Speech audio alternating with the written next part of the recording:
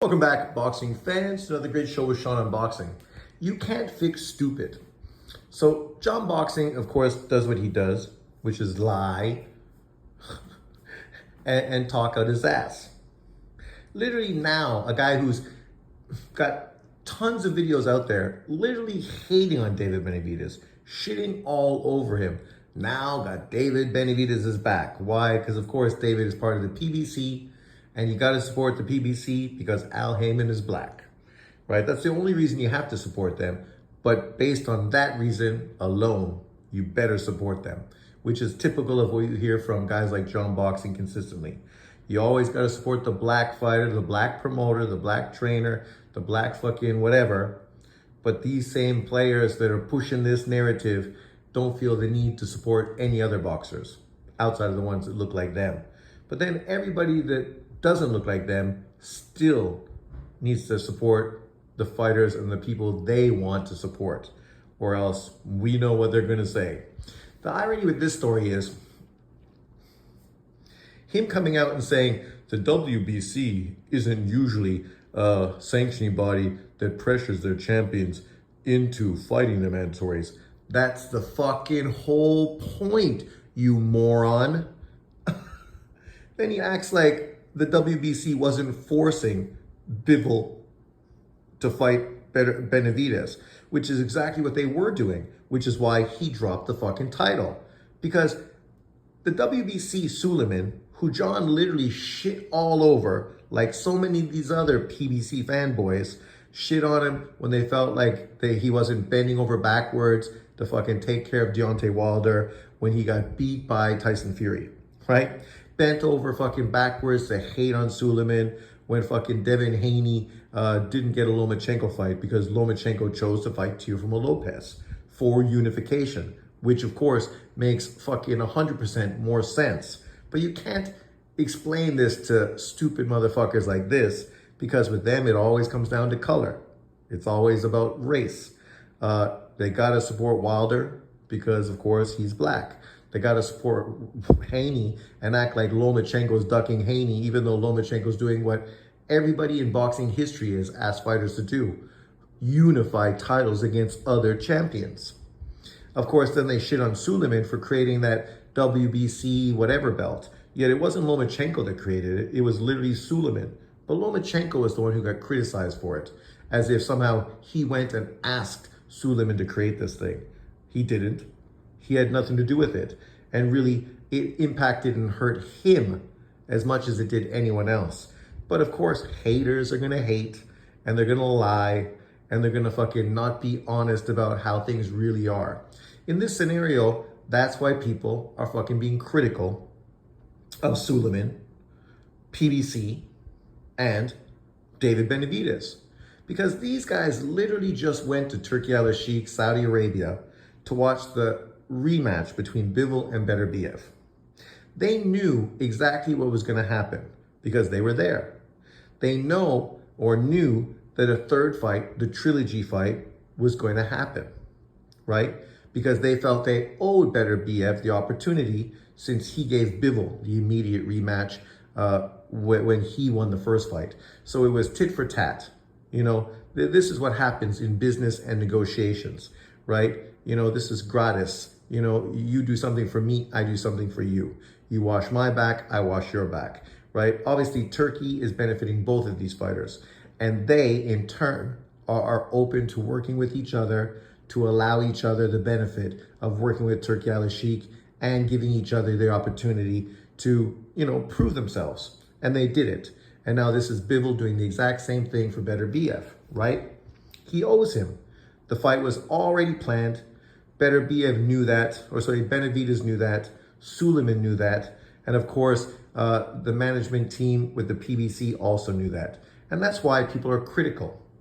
Because even though they knew the trilogy fight was on the table and agreed to, they still acted as if, under fairness, this was a reality. That literally Bivol and Benavidez would literally negotiate to come up with a fight plan. Right? They literally pushed that. Yet the irony of this situation is Bivol's people literally talked to Benavidez' team and said, let's do the fight in June, right? Because they have an October date with Better BF. And they said, okay, let's do it in June.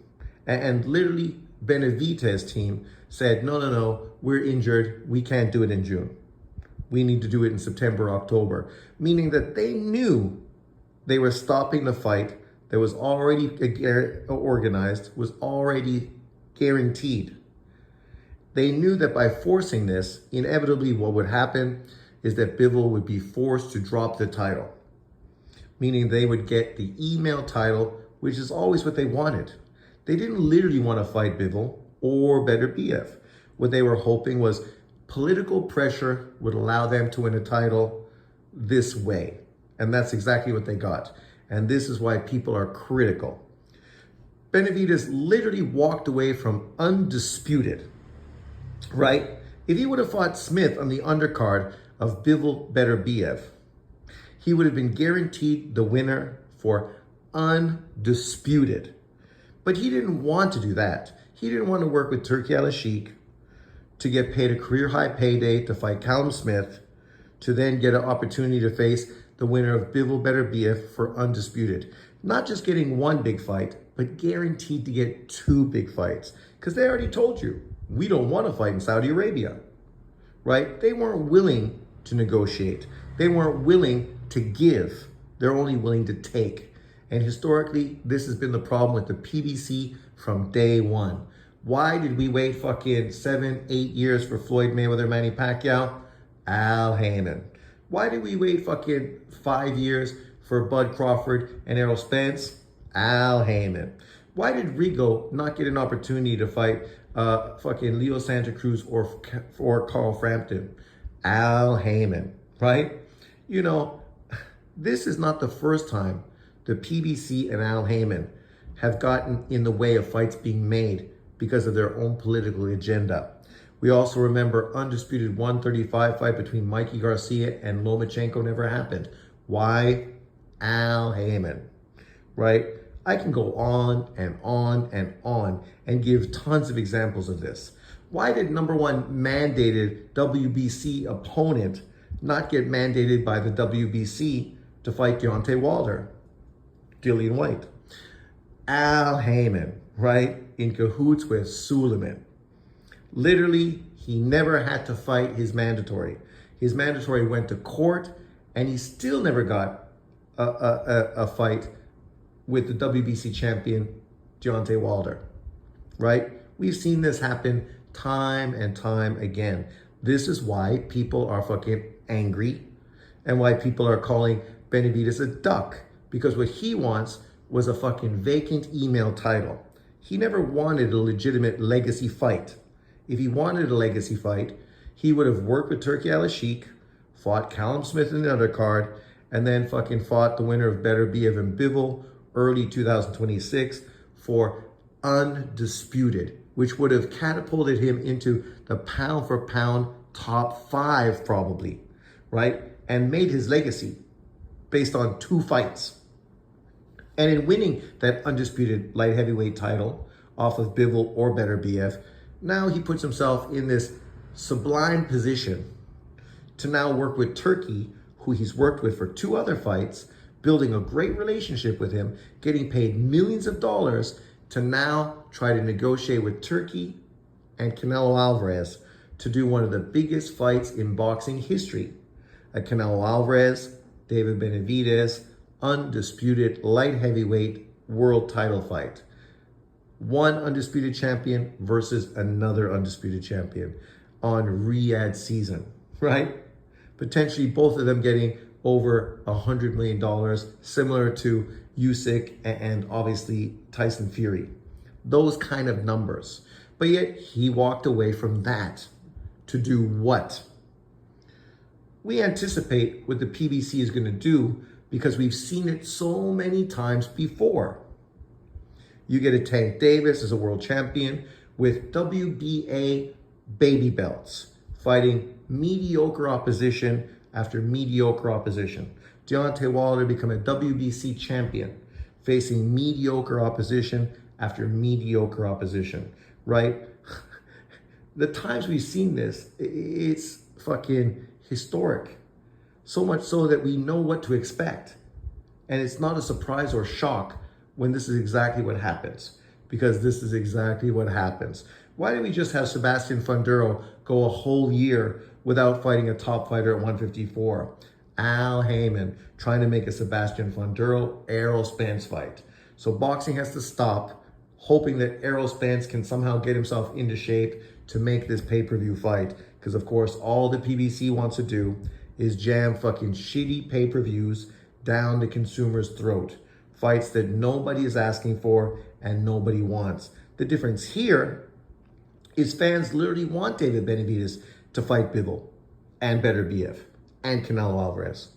And instead of working with the man that can deliver this to you, what do?